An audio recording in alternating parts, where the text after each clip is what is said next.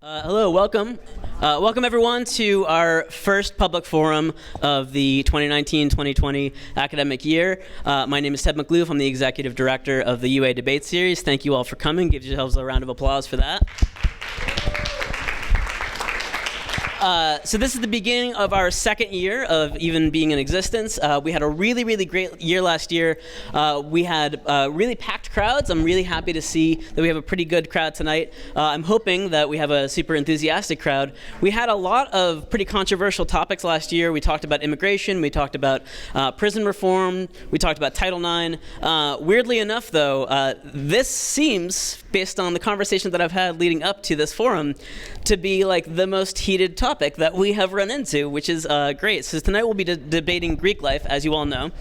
What I want to make sure that everyone is aware of is that we're going to have a voting system, and the way that this voting system works, our debaters tonight are going to we're going to actually decide on who wins by the end of the night. We're going to have a vote before the debate begins, before you hear anything from either of our two sides.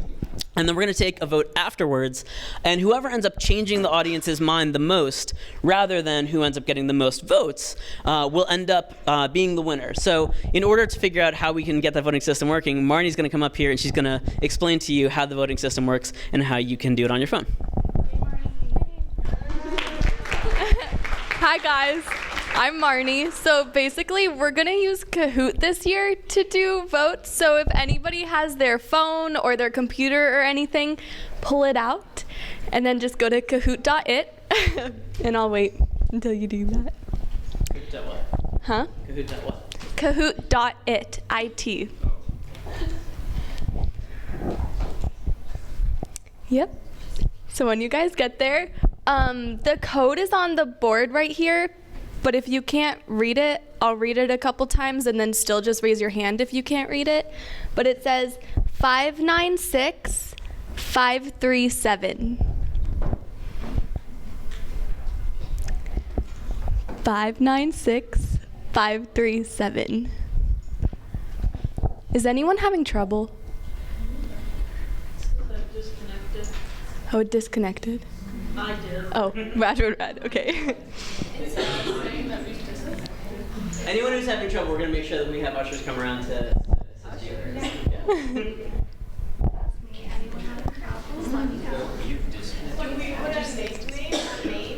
You can put your real name, or no one's gonna see it, so you can kind of just put whatever you want to.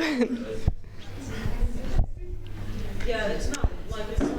Is it the Wi-Fi? I don't know. I think it might be. Okay.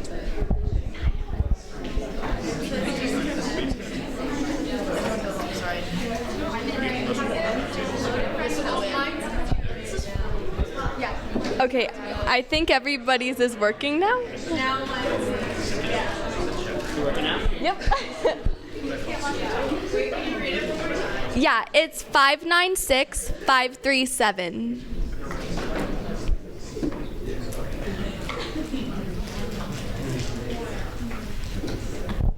Okay, who hasn't logged on? Okay.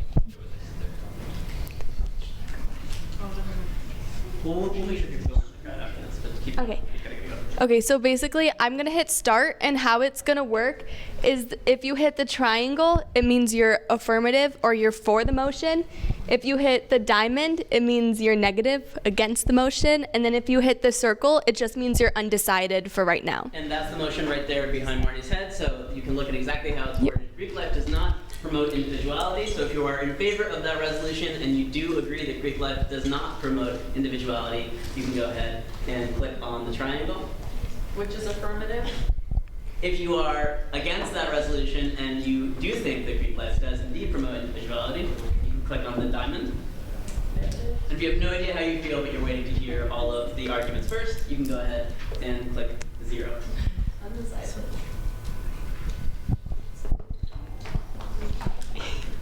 Does anyone have any problems over here?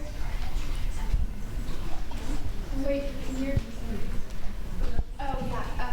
So, No, but and then I can.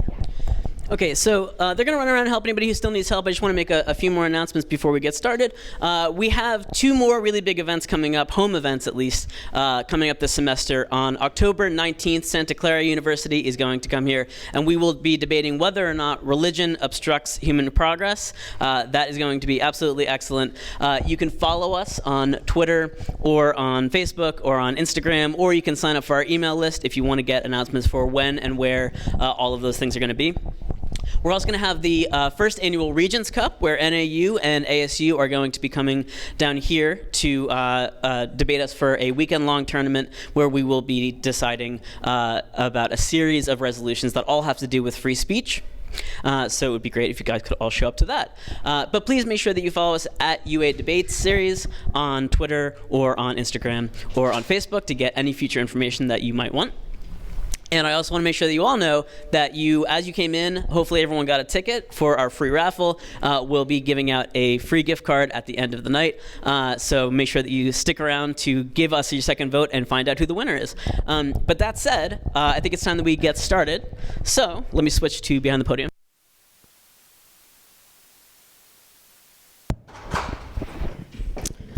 And here we go.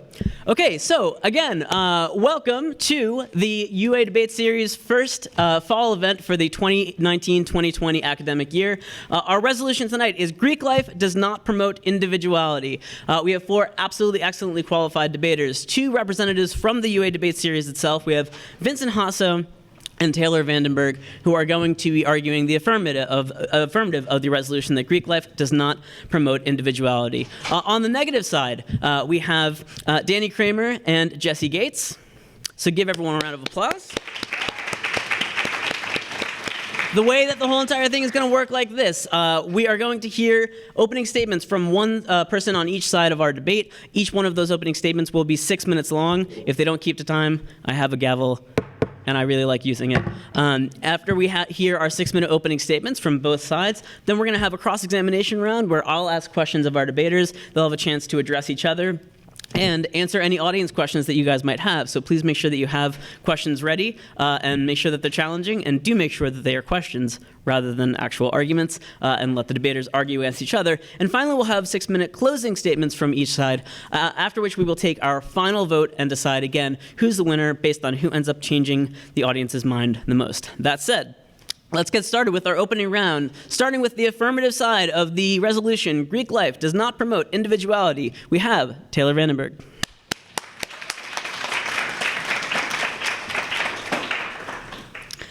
Hello, thank you all for coming tonight. So what is the purpose of going to college? What is the mission statement of our university? One answer we might all reasonably agree on is autonomy. Autonomy is the freedom from external control or influence, in other words, independence. We can all agree that college provides this by allowing us to choose our own major, live on our own, find our personal identity, and create our own friend group. This personal freedom can be liberating, but it can also, as many of you know, be intimidating and scary. And the Greek system takes advantage of incoming freshmen and exploits exactly this kind of vulnerability. My opponents will try to convince you that Greek life offers many benefits like charity events, job opportunities, and leadership training. But these benefits do not promote individuality. They actually produce the opposite through groupthink. Groupthink is the idea of conformity and lack of individuality between members of a given group. This means that virtually everyone talks, walks, thinks, dresses, looks, and acts the same way. But let's not speak only in sweeping statements. Let's instead closely examine several of the system's least defensible assaults on individuality one by one. I want to start with toxic masculinity, as it is the most pervasive issue in Greek life and kind of the elephant in the room. In the early 20th century, when homophobia entered the mainstream, fraternities were actually believed to be dens for homosexuality. This fueled the overcompensation of heterosexuality that still exists today. Masculinity started being defined by sexual conquest and the lack of emotion.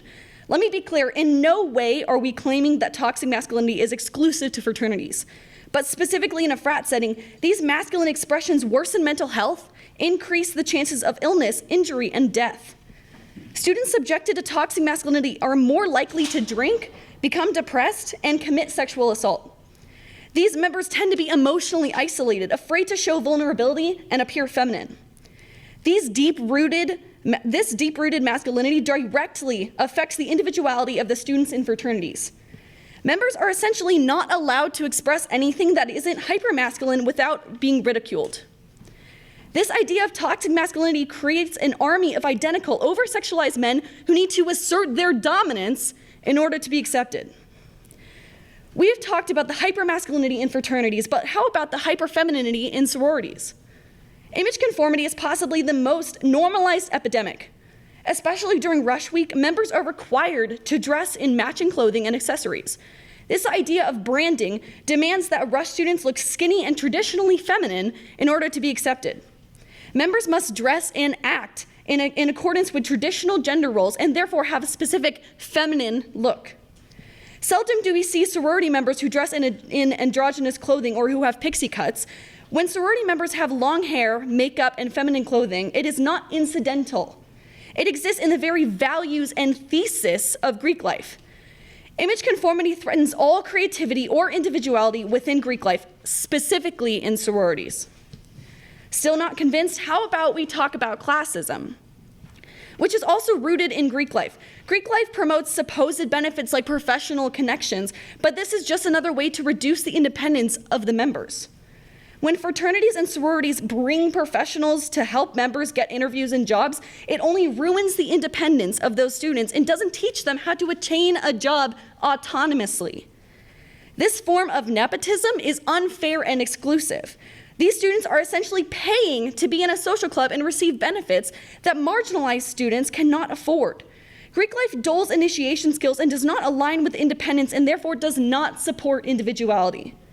Let's go even deeper down the rabbit hole. Racism. Again, this racism is not just a problem in Greek life and exists everywhere, but Greek life is an example of an organization that has been shaped by racist ideals. Statistically, white fraternity and sorority members have significantly fewer interracial friendships than unaffiliated white peers. In other words, Greek life is predominantly white and therefore allows significantly less opportunity for interracial relationships. When asked about the predominantly white population in Greek life, many members stated that it is not their fault, but mostly white kids rush anyways. There is a historical reason why this is. Historically, different races have not been accepted in sororities and fraternities, so the culture has been shaped by 95% white Greek life. When another race is accepted into a sorority or fraternity, they are expected to assimilate to the white culture that already exists. This idea of assimilation or exclusion in general fuels the lack of individuality that Greek life provides. These members are being taught that they do not need to develop their own identity or individuality whatsoever, because their personality, clothing style, jobs, and friends are being provided for them. If you think that this is a small issue that may not affect you, this is not the case. Greek life includes up to 80% of students, so therefore 80% of our university is actively engaging in these toxic ideas. But perhaps more importantly, 80% of our students do not have the basic sense of individuality in their lives. Are we really going to continue to support these organizations that do not revolve around identity, but rather sexist, racist, and classist ideals? It is important to note that our criticism of the Greek life is solely of the system and not of its members. We want to protect the individuality of the members from the systemic corruption of Greek life.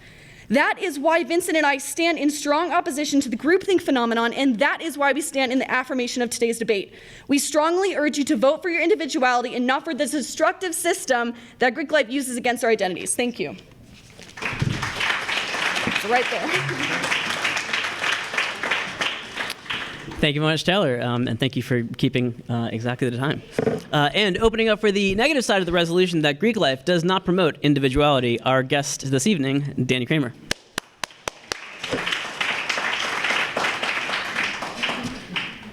All right, hello everybody. First of all, thank you guys so much for coming out here tonight. My name is Danny Kramer and I'm a junior. I'm currently a member of the fraternity Phi Gamma Delta here at the U of A. Over here is Jessie Gates. She's a sophomore who's currently a member in Alpha Chi Omega. The opposition claims that Greek life does not promote individuality, and the headlines and rumors you've heard about Greek life seem to confirm their point. However, Greek life is frequently misunderstood by both the media and by the people who do not have firsthand experience in it. Many people from outside the Greek system think that the only reason people join Greek life is for the stereotypical reasons of drinking, partying, and interacting with members of the opposite gender. In reality, people largely join because they want to develop themselves as an individual and want a place on campus where they can truly be themselves. When I came to U of A, I didn't rush into the second semester of my freshman year. My first semester was still very fun here, but I felt like there was something missing. I was having a great time, but I didn't feel like I was really growing as an individual or meeting new people that I could really be myself around. With how big this campus is, it's difficult for many people, including myself at the time, to really establish themselves. There were many reasons why I rushed, but far and away the biggest influence that drove me to rush was the opportunity that I sought to grow as an individual. The benefits I thought I would get from joining a fraternity not only met, but exceeded the expectations I had for it.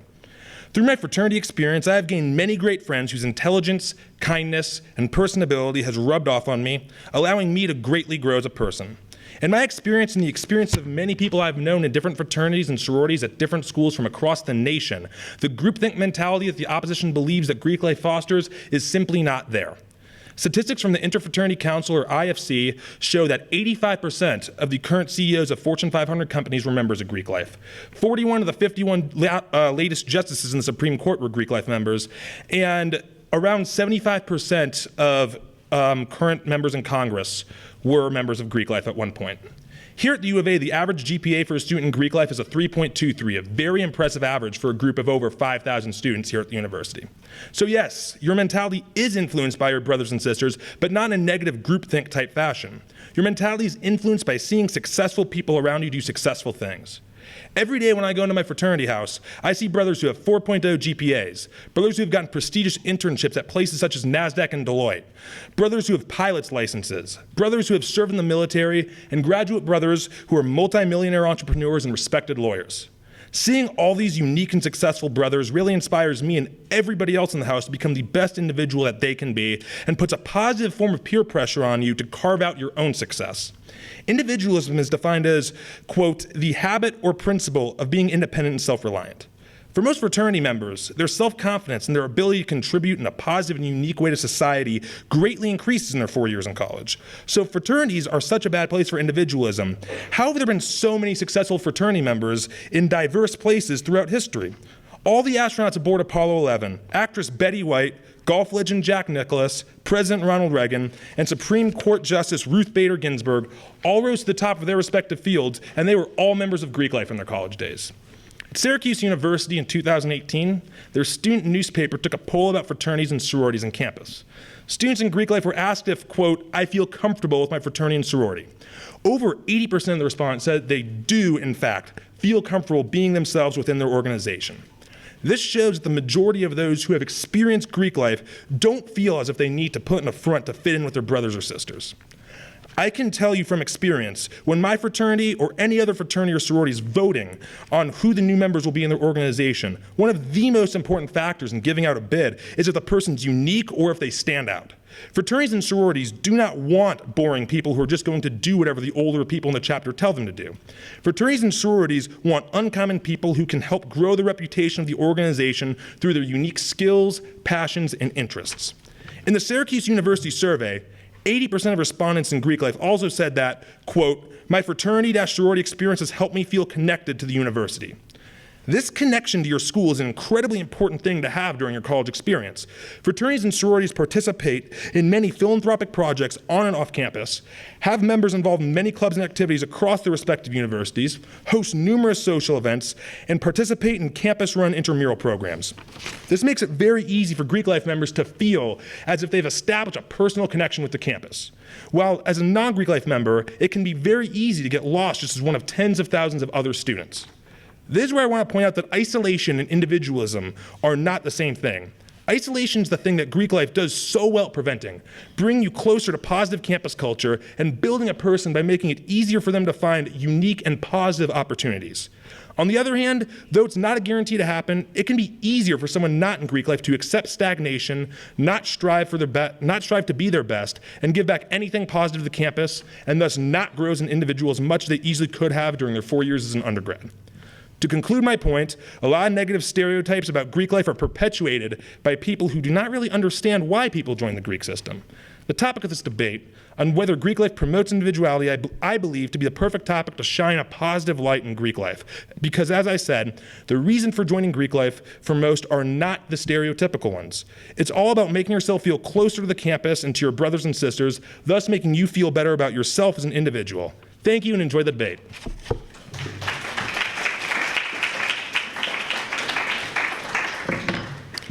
Thank you, Danny.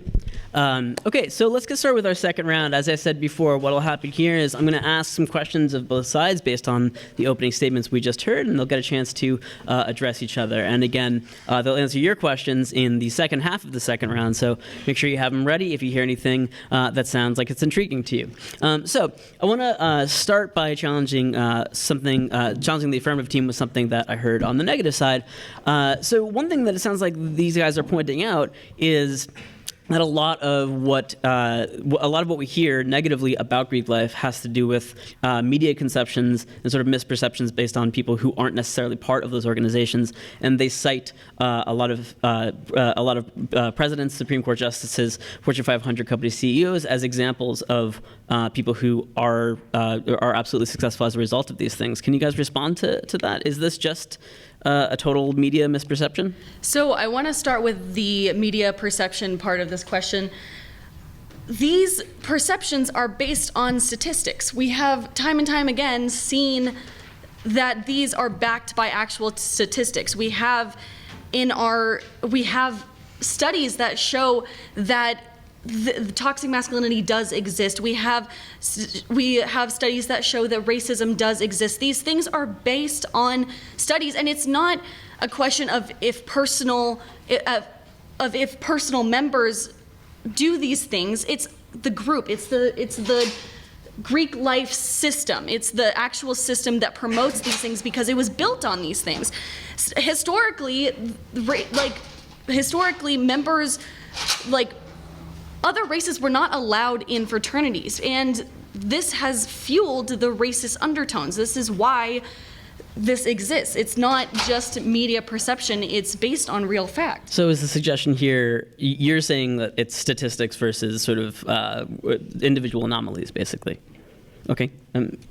And I think that Vincent just like to answer the point in regards to like presidents or like CEOs, like these individuals in like these higher places in which they were a part of Greek life. There was a study back in 2018 done by Miami University, and they found that Greek life doesn't normally tend to get you into these higher positions because a lot of Greek life members tend to come from wealthier backgrounds or in which their parents are highly educated. So it's not necessarily that they are, like the Greek system itself is setting them up to be like successful CEOs. The quote on that study is no evidence of a Greek salary premium. All right, let's get a response from you guys. Can everyone hear me? Right on. Well, I would basically say that, yes, there 100% are some of those things you listed, they are problems in Greek life. But first of all, those are problems that right now, a lot of people are working on fixing. A lot of those problems are archaic problems that are far in the past of Greek life and are currently being flushed out. I can tell you, IFC here on campus runs so many different programs to help just kind of pound into the heads of Greek life members that that stuff's not okay, and I can see it working. People, just the attitudes around Greek life here seem to have really changed just among people in general. Do you have any statistics for that? I don't have statistics for it, but I can just tell you here at U of A. So just personal experience? Yeah, personal experience. Like I said, there's nothing that I can, there's been no studies at U of A Greek life specifically on what's going on. But I know a lot of people who are like leadership positions of fraternities, and I can tell you that there's 4 or 5 things. There's sexual assault stuff, hazing stuff, toxic masculinity stuff. I think Pike just had something yesterday, their own thing basically, which was to kind of tamp down toxic masculinity. So it's something that people are really putting an effort to just kind of get out of the old archaic ways.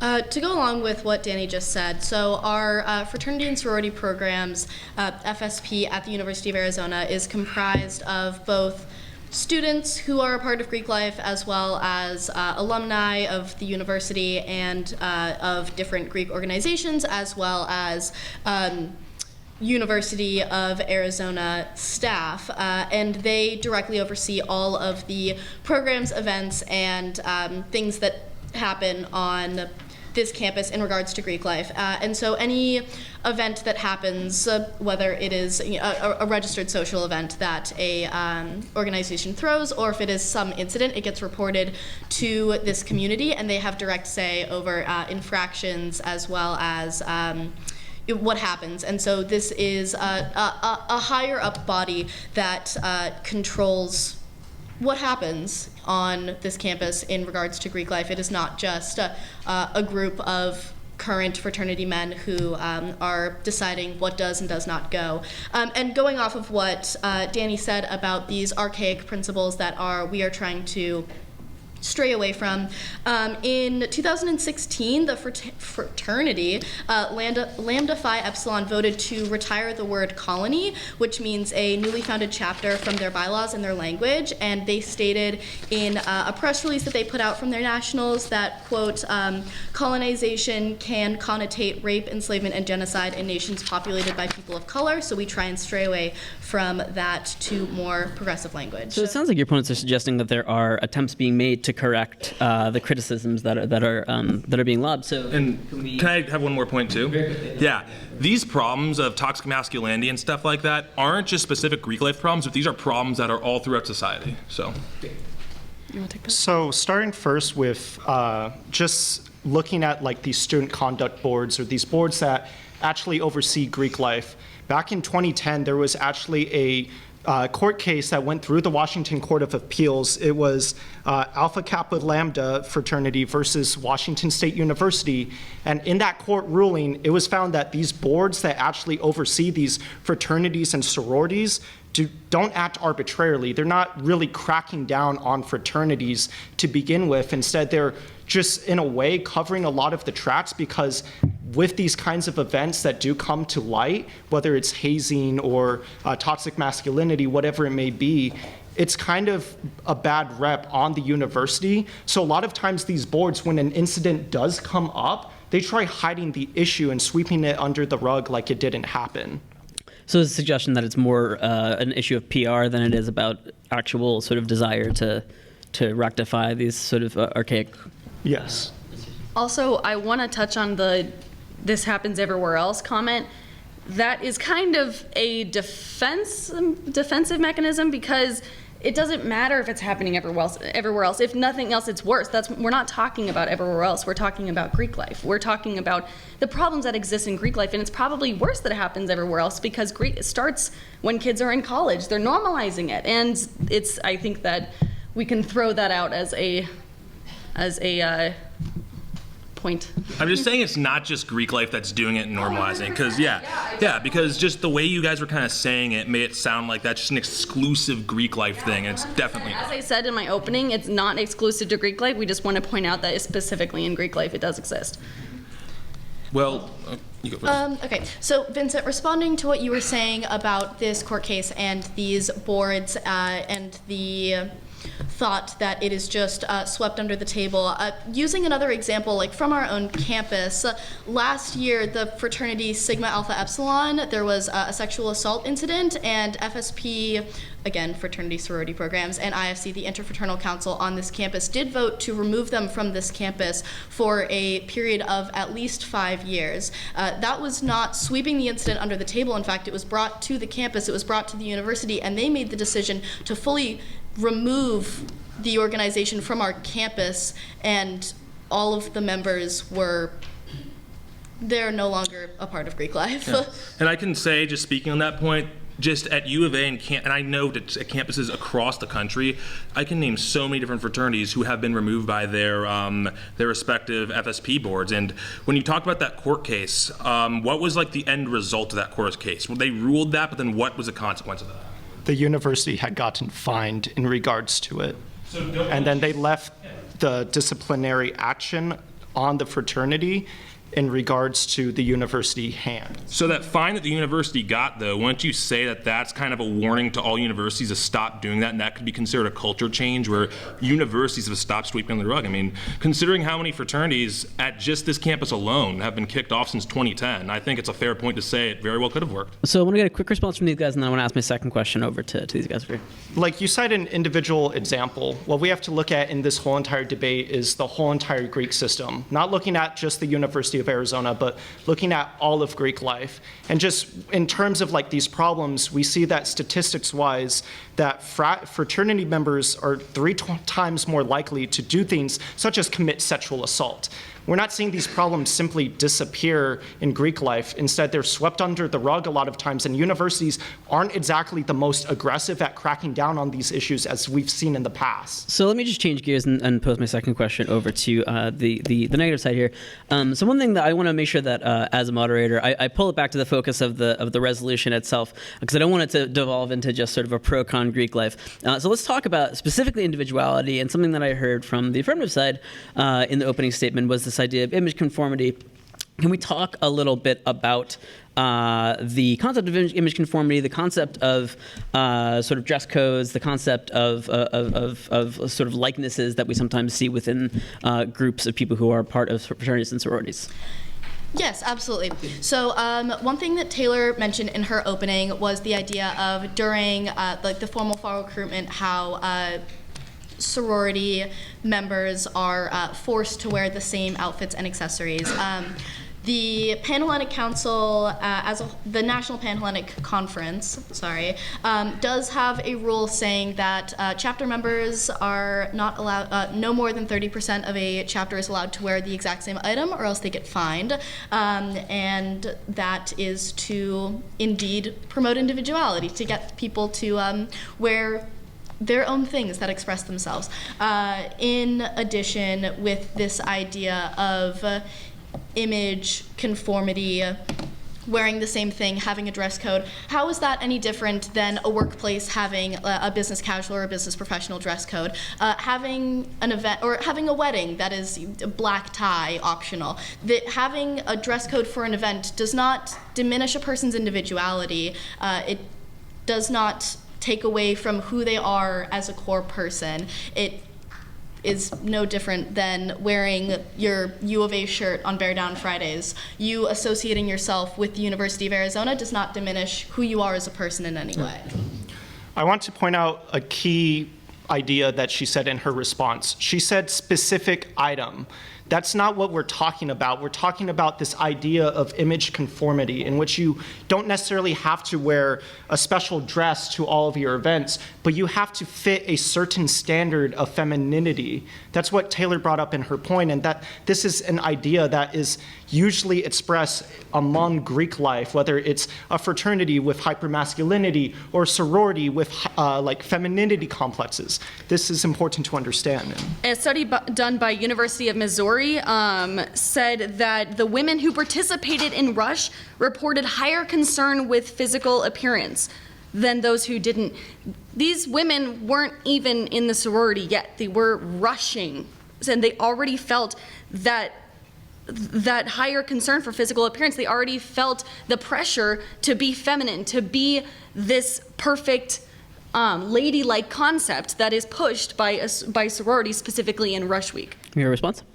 Well, before I touch on that point, I think the kind of game day analogy is a pretty good one to why people are all wearing the same thing. It's nothing to do with trying to fit a certain image of masculinity or femininity, but just like when everyone's wearing cardinal navy during a football game, it's about just pride in your organization.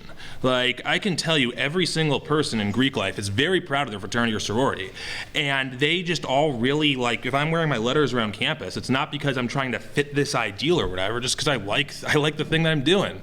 And I can guarantee you when girls are, whether they're wearing their letters, they have backpacks, or even if they're all dressed up for Rush stuff, it's just because they're proud of their organization and they want to show that. So the idea is that it's a matter of supporting something that you're part of. That's an extension of your identity. Is the suggestion? It's kind of supporting your identity in a way.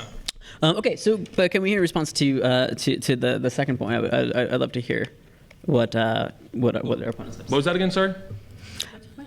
your point before about the idea of image conformity being more about hyper-femininity and masculinity rather than clothing and dress code. Yeah, so I want to point out once again that Well, I want to hear their response to what you already said.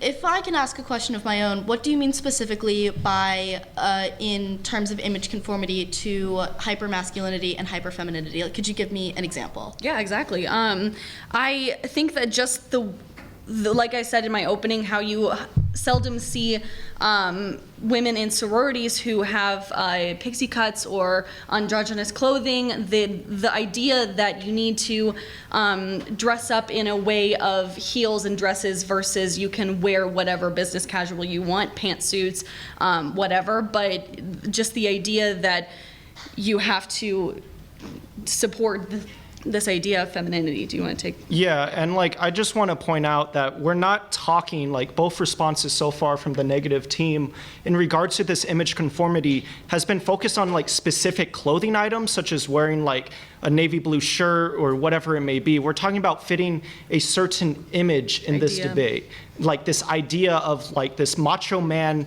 individual or this super feminine woman in which you have to kind of fit a certain criteria in order to look like your other fellow sorority members or fraternity brothers. So can you respond to the concept of gender norms, I think, is what they're talking about. So what would you say in response to how campus culture as a whole and social media and pop culture influences these gender norms? How much is it someone is dressing feminine because that is how their fellow sorority sisters look, or they are dressing hyper feminine because that is what the campus culture is, or that is what is being broadcasted on social media? How can you specifically attribute this to a sorority and not to what we are seeing when we're just walking down the mall? So I would say in response to the social media thing, as I'll bring up in my speech, a major issue in Greek life is peer pressure. A lot of individuals do things or look a certain way because of peer pressure. So if you're in a sorority or fraternity and you see your fellow brothers or sisters looking a certain way, you're gonna kind of feel pressured, not exactly direct, but indirect pressure in order to fit that image standard. These are image standards that haven't just come up in the past 10 years. These are image standards that started many decades ago, and we're starting to see that become more prevalent, especially with things such as social media. We're able to see the kind of standards that fraternity brothers or sorority sisters tend to have with one another. I'm going to give the last word to the negative team, then I'm going to take some questions from the audience, so have them prepared if you have any questions, please. But again, how is that any different than looking around your lecture hall and seeing how those people that you're interacting with every single day are dressing and wanting to conform to that? Okay, so let's get some questions from the audience. Who has some questions for either of our two sides? Yes, please. You. I'm sorry. In the white, yeah. You said that frats are more likely to promote sexual assault versus who though?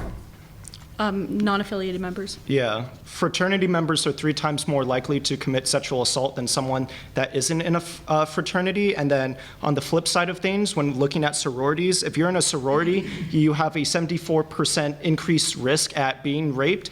And then that risk jumps to 300% if you live in a sorority house. You want to respond to that? Yes, absolutely. So we do know that about 80 to 90% of sexual assault does go unreported. So how do we know specifically that fraternity men are 3 times more likely to commit sexual assault when we're just basing this off of reported sexual assault when the vast majority of sexual assault goes unreported? If most sexual assault goes unreported anyways, then I think it's equal. If it's unaffiliated versus affiliated, they're both equally unreported, then it's the same ratio. Can we get a second question? When you guys keep referencing these statistics that Sorry, is that for the affirmative or the negative? it's more for the girls. Okay, great, thank you. You reference a lot that Greek life has been built and based on toxic masculinity and racism, but what statistics are you actually referencing? Because you just bring them up a lot, but we aren't hearing the actual evidence report. Yeah, so we have the sources if that's what you're looking for. So we have sources from the Atlantic, University of Missouri, Columbia, Research Journal of the Association of Fraternity Sorority Advisors. There's a Dartmouth study done last year in regards to it, in which Forbes, it looked at Justice Department. We're basing them all from real journals. Let me get, oh my gosh, whoa, I'm like overwhelmed. I'm trying to avoid our actual interns. In the corner in the very back. Can you hear me? Yes. For the Greek life friends, I have an example and wanted to know your justification for it or your answer. I was in Greek life at U of A 4 years ago in a Panhellenic sorority, and during rush, one of the girls in our chapter had ringlets, really curly hair. You could not straighten this hair for the life of you, but all of us had to have straight hair for rush, and this was a lenient sorority. And they made her straighten her hair every single day of rush, and if it got curly or anything, they made her go over it again. So I'm wondering how you said that that the uniformity doesn't take away from your individual personality and your identity, and I'm wondering how when a girl walks into the house and sees 200 girls with straight hair, how she doesn't lose that identity or want to conform to it. Absolutely. Very good question, thank you. For that, I mean, anecdote for anecdote, having had just gone through the formal fall recruitment process as a recruiter, coming at from this thing of how do we dress, how do we look, for hair specifically, it was make it look presentable. That was, of course, just for my Greek organization. I do fully understand the idea that being a potential new member, walking into a house, seeing girls that look exactly the same can be incredibly daunting, and how do you feel as though you can fit into a place if you look different? However, I do think that women who join these organizations do not join because they find the exact niche group where they look, talk, sound exactly like the other members. It's more based on the conversation that you have with them. It is based on the connections that you have with the people that you meet and finding the place where you really fit in, but I do understand how it can be incredibly daunting. Get a response from the affirmative team? So I think because this debate is about individuality, addressing your concern, this is important because, like I said, it's not necessarily direct peer pressure. It's that indirect peer pressure. You're going to feel pressured because you see, when you walk into your house, 200 other individuals that fit a certain image. You're going to essentially stand out and kind of feel left out in the whole entire process. Oftentimes what we've seen is that individuals that don't necessarily fit the certain images that their fraternity or sorority promotes, they're often shunned out of the social circle, or you either fit the mold of Greek life or you simply kind of just get out in a way. Yeah, so they're kind of making it seem like there's everything in Greek life is just one entity here at U of A. I think there's about like 15 or so each of sororities and fraternities on this campus. You have a lot of different options, and each fraternity and sorority has its own culture. There's probably a couple of fraternities here on this campus where I would not fit in very well. There's probably some sororities where Jesse wouldn't fit in very well, and that goes for every single person. But I genuinely believe that since each organization has its like kind of own culture, it has its own like things that make it special, everyone can find a place that works for them. Do you want to respond before I get another question? Just another question. Which side is this for? It's kind of both, but do you want me to choose one? Throw it up in the air. Well, let's throw it to our guests first, and then we can go back and forth. So the affirmative question is, you brought up the study about the Washington State and how they were fined and how they were sweeping incidents under the rug. Were those incidents the same magnitude as something like sexual assault? And after they were fined, what was the immediate effect of it? And the one for you would be, you bring up how there was a sexual assault incident and that frat was kicked off of campus. After that happened, was there some effect of that? Were other frats, like, did that create a fear that allowed the incident rate to go down, or did it stay the same? Did it increase? So in responding to the Washington incident, with that, it was sexual assault. We've seen just really all around the country a lot of sexual assault incidents, and the only time we really see like the university take like actual action in which like you have a fraternity kicked off of campus is primarily because something like really bad has to happen. The university essentially gets a lot of public backlash. Like, I'm going to use Swarthmore College as an example. They kicked every single fraternity off their campus but only after that there were incidents for about a decade of things such as sexual assault or rape tunnels, for example. There were internal fraternity documents that detailed these rape tunnels at Swarthmore College fraternities. And it wasn't only until that these progressed for a whole entire decade and the university got a lot of backlash through the public media did they finally kick these fraternities off of campus. Let's hear from the negative side. Okay, so going to your point after the fraternity was kicked off of campus, so FSP, IFC and Panhellenic host events once every few months that are talks, lectures about like sexual assault, drinking, all of these different things. They're called Greek Speak, and they are mandatory for new members as well as active members to go to. I have been to several, and in which you have speakers who are educated on these topics that are coming and talking, and so they are, yes. And then as far as incidences of on this campus of fraternities and sexual assault, that it has come to light, I'm not sure, but there hasn't been another fraternity kicked off campus because of that since, but all of these incidents do get reported directly to IFC and FSP, and they're the ones that make the decision. And let me just really quickly add to that. There's also a thing called Greek Life EDU. It's about like a 4 or 5 hour long program that every single person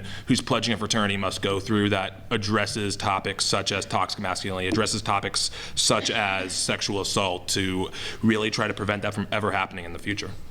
So in regards to that, like Greek Life EDU thing, is there a test you have to take for it? Yes.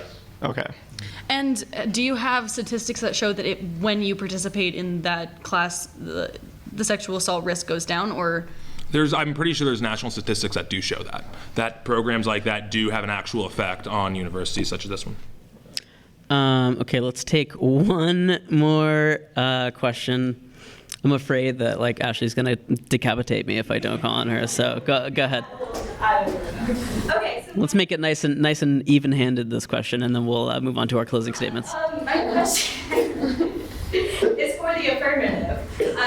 Obviously, the negative can be answered as well. I wanted to know your guys' opinion on USFC Greek chapters, which are culture and identity-based chapters here on campus, who basically these chapters and many of sorority and fraternities came from the fact that they were excluded from society.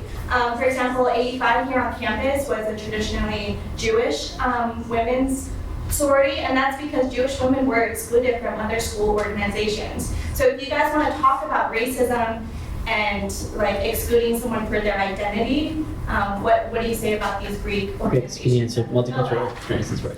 So like in regards to these specialized fraternities and sororities, the reason why they came up is because, as Taylor said, that they were initially excluded, right? And so like looking at the Greek system itself, a lot of times with these like most frats and sororities tend to be like predominantly white. That's Taylor had them in her speech, but also I did call ASUA the other day, and I got an official answer on like the multicultural fraternities or even academic fraternities, because I was actually interested in regards to them. And the official response that I got was academic fraternities are not considered to be a part of Greek life, as they are designated as honoraries. No, USFC is part of Greek life.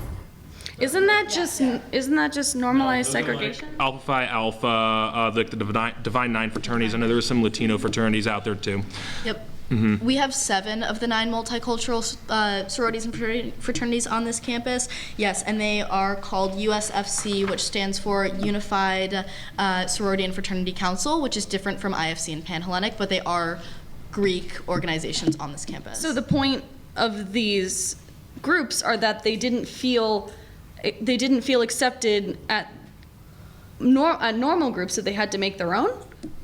Well, let's remember that the issue of racism in this country is something that's not exclusive to fraternities. Unfortunately, yeah. Well, I know, I'm saying that again because the way you guys are kind of framing it is that this is just a fraternity problem, but yeah. Well, the reason those Divine Nine fraternities were founded was due to the fact, I think they were founded, or reason. When they were founded was in like the late 1800s, early 1900s, when really intense Jim Crow and just terrible racism was still really alive and well. And not saying it isn't today, but the scope it was in the 1900s was the reason those were founded initially. We believe that Greek life is an opportunity for people to find a place where they can better themselves in whatever facet they see fit. So having the Divine Nine, the multicultural sororities, having IFC and Panhellenic, these like social fraternities and sororities, are all options that are open to everyone to find the place where they feel as though they would best benefit. It's not about finding the exact cookie cutter mold of who you are. But just to make sure that I get a clear answer from both sides, because I don't think that I'm hearing a totally clear answer from either side. Just in terms of the actual way that these groups were formed, was this a case of traditionally marginalized minorities feeling unwelcome in the most populated social fraternities and sororities and forming their own separate groups as a result, or was this a case of formulating their identity and making sure that they felt that way? I don't know which one's the answer. I said more succinct. The reason they were formed was not to do with anything directly in the Greek system, but just America at large and the societal problems that were really alive in America at that time in the early 20th century. Okay.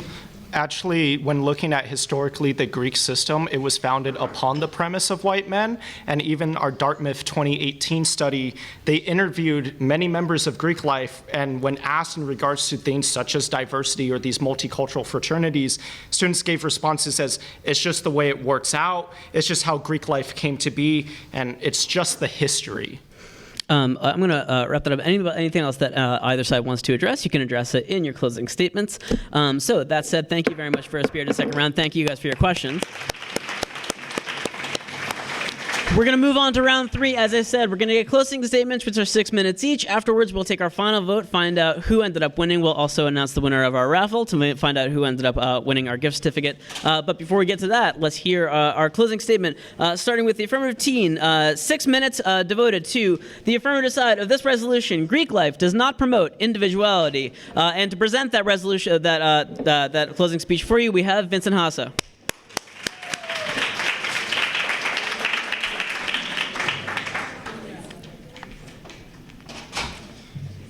Tonight has been characterized with this debate through two things: anecdotal evidence and facts and statistics.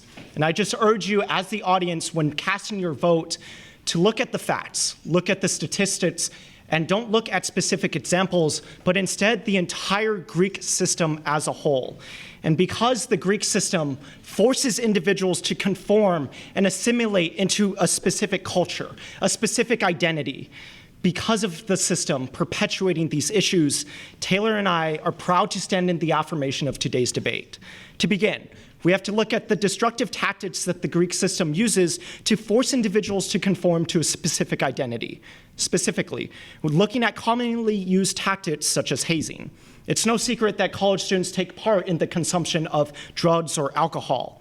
Although the critical aspect to understand in today's debate is that the consumption of these substances are often forced upon those within the Greek system because of Greek culture. In a publication this summer from the Journal of the Association of Fraternity and Sorority Advisors, in a survey of nearly 100 fraternity chapters, it was found that 97% of students reported being drinkers and 83% met the criteria for heavy drinking. Moreover, evidence abounds that excessive alcohol use is higher among fraternity and sorority members than it is with their non-affiliated peers. The reason for this is that fraternity members have reported more social pressure to drink excessively in order to feel socially accepted. This pressure placed on members of Greek life is not propping up one's autonomy. Instead, members are giving into a culture of peer pressure, in which if you individually choose not to drink, then you are shunned out of the social system. When looking at the Greek system, the major outlier is that those part of the system are statistically more likely to drink or be heavy drinkers than those outside of it. Although the problems don't just end with alcohol.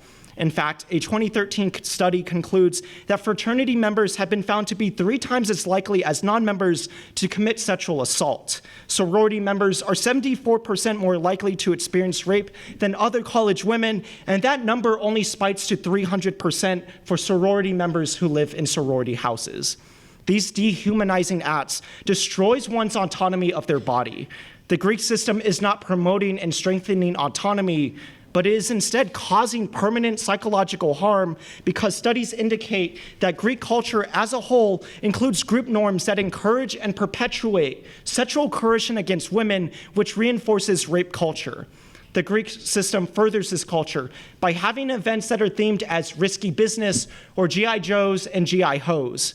The cultural tradition of the Greek system is rooted at its very core, is to not promote autonomy, but to instead force individuals to conform to a specific lifestyle that causes psychological and physical harms. That is not strengthening autonomy.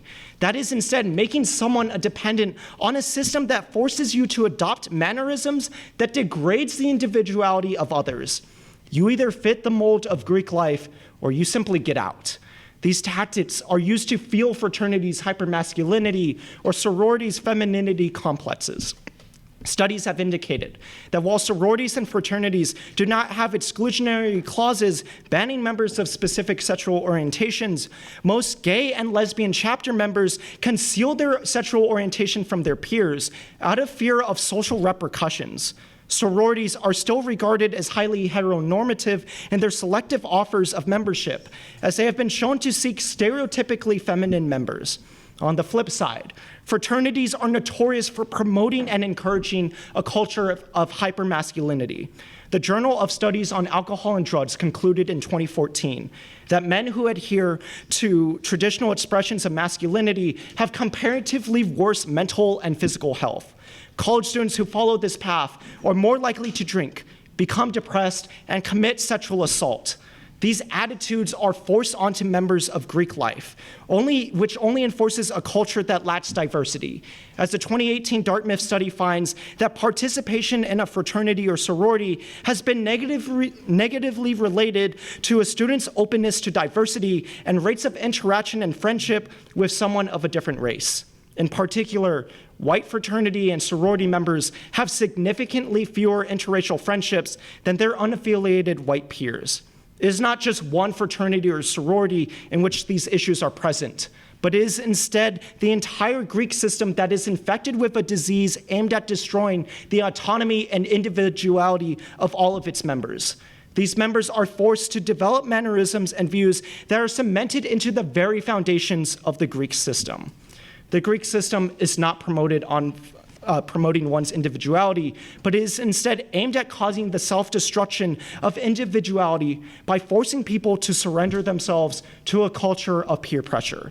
These individuals are not independent from the system, but are instead engaged and contributors to a system that exacerbates the issues Taylor and I have brought forth for you tonight. And when looking and casting your final vote, just remember, we're talking about the entire system here. We're not talking about the University of Arizona. We're not talking about a single fraternity or sorority. We're instead talking about everyone, every single member within Greek life, that these attitudes and culture is forced upon them. And because of all these reasons, Taylor and I are proud to stand in the affirmation of today's debate.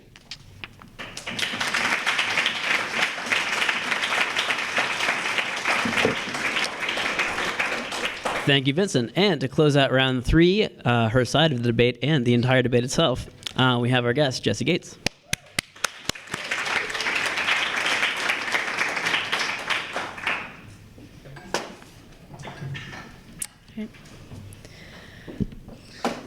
Quote, an individual's life belongs to him, and he has a right to live as he sees fit, to act on his own judgment, to keep and use the product of his effort, and pursue values of his choosing, end quote.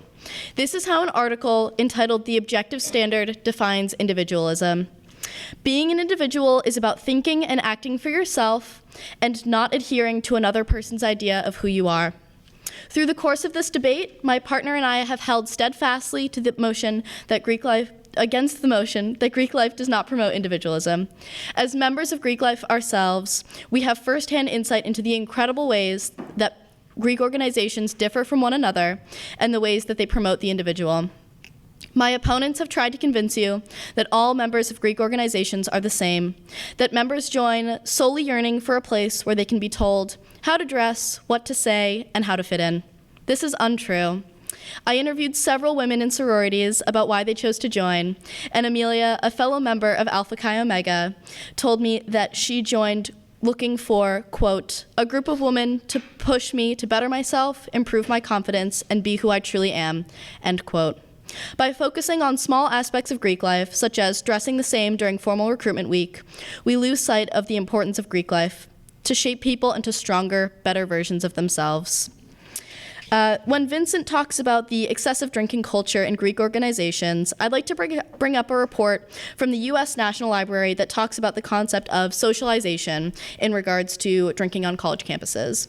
It says that, quote, students immersed in the college culture and the college social environment in which alcohol use and misuse are accepted, prevalent, and normative will increase their own use in order to gain peer approval. So socialization occurs without becoming a member of the Greek system, end quote. A culture of binge drinking is prevalent on almost all large college campuses and is not specific to Greek life, nor peer pressure on Greek students from their brothers and sisters. Additionally, the concepts of brotherhood, sisterhood, and family are not synonymous with conformity. While members do join Greek organizations looking for a brother or sisterhood, they are not looking for those who are exactly the same as them. These families in Greek organizations are meant to build people into strong leaders with strong connections with others. My own family in Alpha Chi Omega is comprised of political science, law, business, and pre-med students, and we are all different with different unique passions. My family celebrates my accomplishments and the things that make me unique, and I feel no pressure to conform to their interests. Greek life was founded in 1776 on the basis of individuality and promoting oneself. To this day, every chapter offers amazing opportunities for its members, and each chapter is unique. Organizations differ in their values, pillars, and ritual. Each organization supports a different philanthropic cause, such as Alpha Chi Omega's domestic violence awareness or Pi Beta Phi's Read, Lead, Achieve. Members organize fundraising events and involve themselves in different ways. The events that Greek organizations have are opportunities for members to involve themselves in different aspects of the chapter. By having executive boards, chair positions, and committees, Greek members are encouraged to run for leadership positions that interest them. If Greek organizations did not promote individualism, there would be no leadership roles in chapters, nor would anyone be a part of different committees or different events. Between different chapters of the same organization, even, differing bylaws make each chapter unique from one another. By having a system of elected officials, as well as governing bodies such as IFC, Panhellenic, and FSP, Greek chapters are not victims of groupthink. In fact, they are constructed of unique individuals adding their voices to a community. In fact, both Panhellenic and IFC bylaws encourage individualism. One facet of Greek life that the opposition was keen to focus in on was the recruitment process that fraternities and sororities go through. The belief is held, for sororities especially, that dress code guidelines are intended to create a sense of conformity. Everyone should look and be exactly the same. As stated earlier, these guidelines are no different than a dress code for a social event or a workplace. Requiring an individual to wear a dress code is no different than These guidelines are no different than a dress code for a social event or workplace. Requiring an individual to wear a dress code for certain days doesn't necessarily force a person to lose their individual judgment or sway them for their own values or morals. The recruitment process is about having a potential new member or PNM find a place where they feel like they can develop and prosper as an individual, not about finding the people who look exactly as you do. As the debate comes to a close, it is essential that you walk away keeping a few main points in mind. Greek life is full of diverse individuals, and chapters encourage their members to support one another as a whole and strive on developing their members to prepare for the near future. Greek life does not discourage individualism because of the different chapters and opportunities provided by FSP. There are specific chapters on this campus and nationally known for LGBTQ+ groups, religious groups, and ethnic groups. The recruitment process is designed to help students find a place where they believe they would best fit themselves and what is the best fit for their values and personality. It is not a place for molding PNMs into the same person. With all that in mind, I encourage you to vote against this motion. Thank you.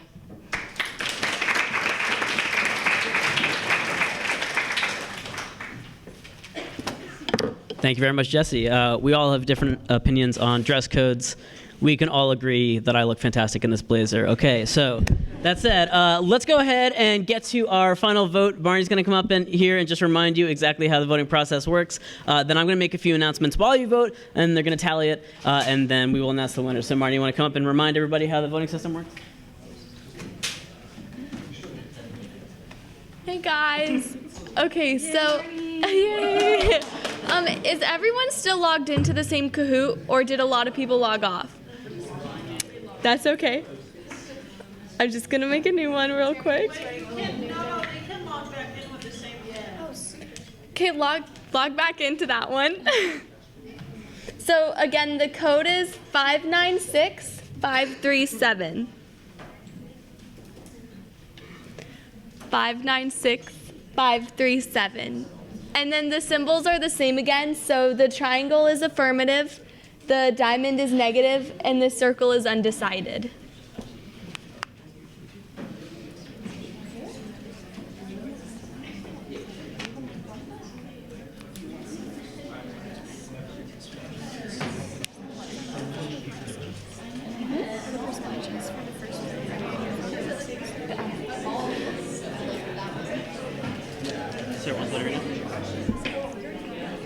Almost.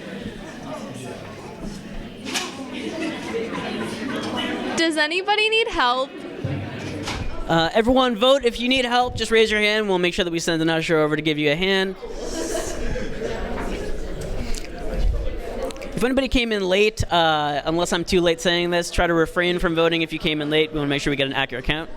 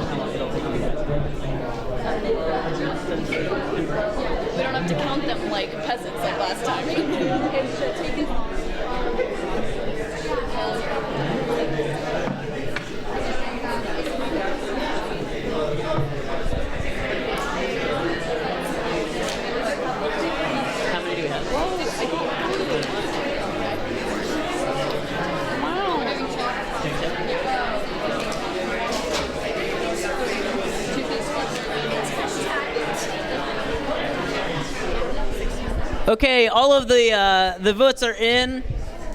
So they're going to tally them really quickly. I'm just going to make a few announcements. First of all, just to remind everybody again, we have a debate against Santa Clara University coming up on October 19th. That is almost exactly 1 month from now. And we have our Regents Cup, which will involve our interns along with ASU and NAU in a weekend-long tournament about free speech on November 16th. So please attend that. And again, follow us on Twitter, on Instagram, and on Facebook at UA Debate Series in order to get information about the location and times of all of those. And I want to make sure that we get our raffle in. But to keep you in suspense, I do also just want to make sure that we have one last round of applause and thank you to our guests for coming to visit us. Thank you to Jesse Gates and to Danny Kramer. And thank you to our interns, Vincent Hasso and to Taylor Vandenberg. Okay, so let me do the raffle for our $10 gift certificates to Starbucks, and then once I'm done with that, we will have the final tally. Yeah? Hopefully. Okay. There are two. Our first winner of the raffle is whoever has the ticket that says I'm old. 865-216. 865-216. We have a winner? Excellent. And our second one. Come by afterwards, we'll take a picture. It'll be great. Our second one is 865-266. 865-266. Thank you very much. Okay. Come on up afterwards to grab your 2 gift certificates to Starbucks. And that said, do we have our final tallies?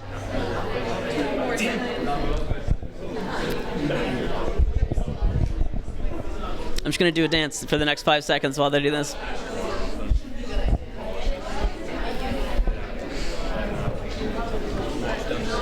Marnie, you want to announce it?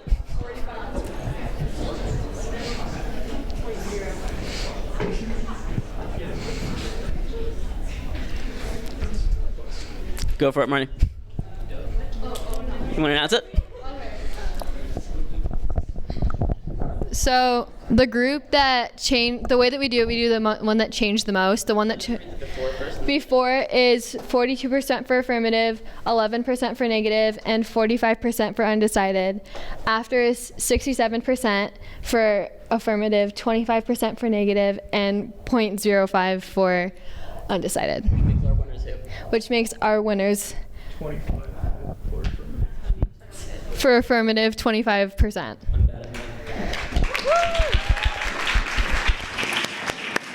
Congratulations to all 4 of our debaters. Thank you all for coming. Come up and talk to us if you want any information of our events. Thank you again to our guests, and thank you all. We'll see you soon.